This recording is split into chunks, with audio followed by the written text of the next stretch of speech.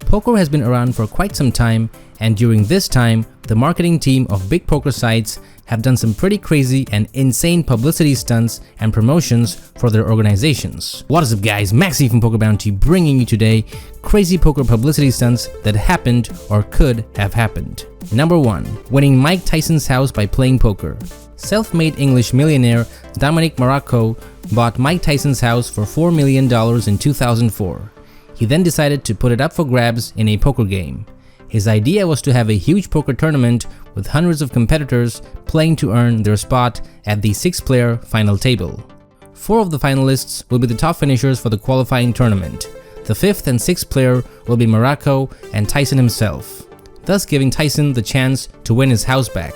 People might think that Dominic may be some crazy English guy who's giving away Tyson's house, but contestants pay thousands of dollars each to enter the high-stake poker tournament, plus there are rights to a reality TV show. There has been no word as to whether the show ever came to fruition, and there has been no evidence of it. Number 2. Paradise Poker gives away $1.1 million in a free roll. It was a free roll, but it did have some caveats. The site ran 3 qualifying heats for months. Each heat had up to 4,000 players. The first heat you could enter for free, but in subsequent heats, you have to use 100 million points, which are basically frequent player points. Paradise Poker actually ran this contest several times, with the second one being won by a Navy officer who was stationed in Hawaii at the time the tournament was held. Number 3. PokerStars was nearly featured in Casino Royale.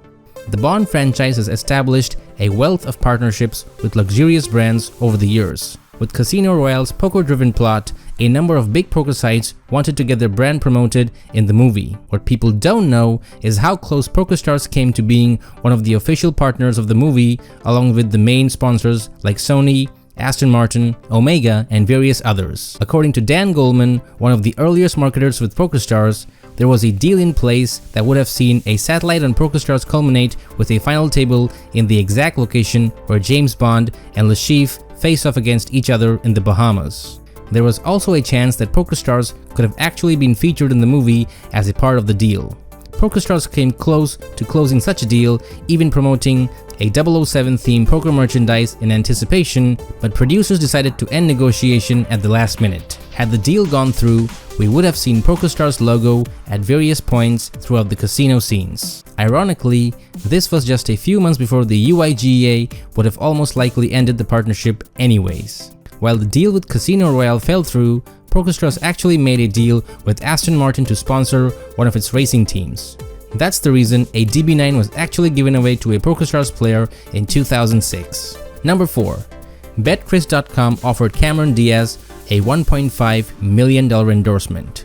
During the poker boom, there were plenty of poker sites that were throwing money at celebs looking for endorsements. In 2005, actress Cameron Diaz professed a love for poker after she learned the game from Ellen DeGeneres. No sooner than Diaz talked about the joys of No Limit Hold'em did the offers start rolling in. Defunct poker site BetCris.com offered Cameron Diaz $1.5 million to endorse the company, but she never took up on the deal.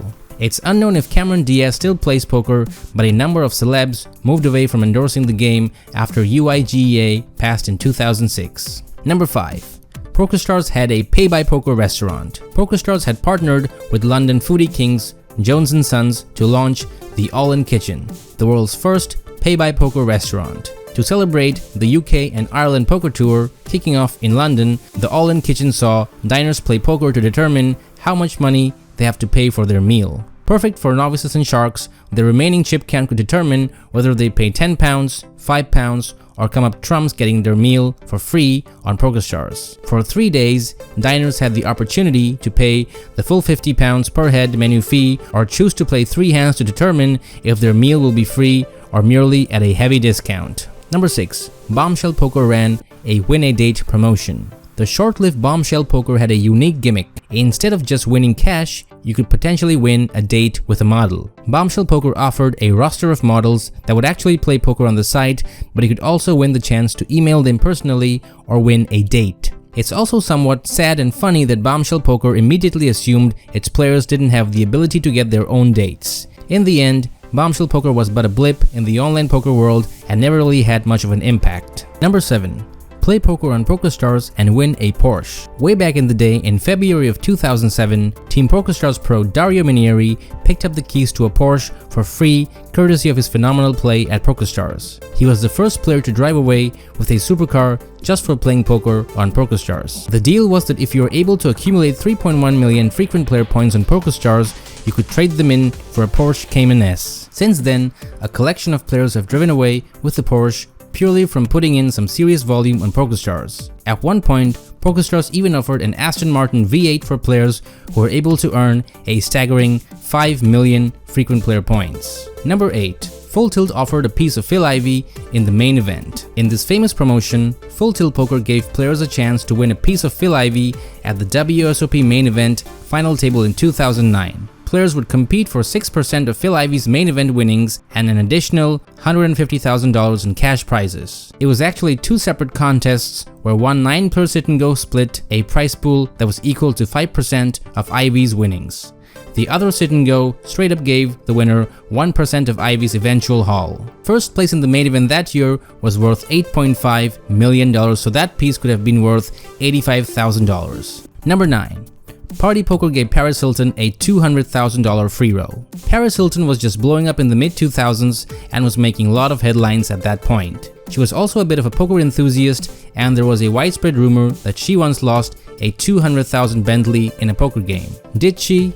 Well, seems doubtful considering poker players aren't in the habit of actually betting vehicles. Regardless, Party Poker offered Hilton a free roll to win the Bentley back if she could beat Mike Sexton heads up. The match never happened to the best of our knowledge. Apparently, the poker world could not get enough of Paris Hilton, as Cloney Gowan would later challenge the heiress to a $100,000 heads-up challenge. Hilton did not accept the challenge, although she played the WPT Invitational and a few other invite-only tournaments. Number 10.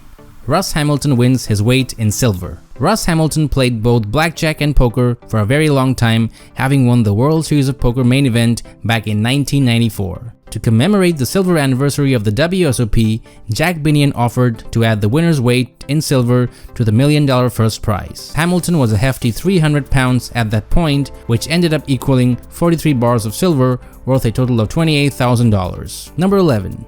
Bodog Poker hosted a reality poker show and got sued for it. Bodog was known for numerous over-the-top promotions, but the infamous Wildcard Poker reality show took the cake. In this show, Bodog founder Calvin Ayre acted as the host for a poker tournament that included pros and qualifiers. Qualifiers were flown away to Antigua for a week's worth of partying while filming the show. Josh Aria actually won $500,000 in the first edition of the show. Keep in mind that Calvin Ayre was being billed as a Dan Bilzerian type of guy before that was a thing, so this kind of thing was right in his wheelhouse. The story did not have a happy ending though, as Bodog was eventually sued by reality TV show producer Babette Pipage, who claimed it was a derivative of a show she invented. This video is powered by Bluff the Spot, the best place to learn how to win at poker from actual high-stake coaches like MMA Sherdog. Check the link in the description. And if you like this video, leave a like, subscribe to our channel, and we'll see you guys next time. Bye-bye.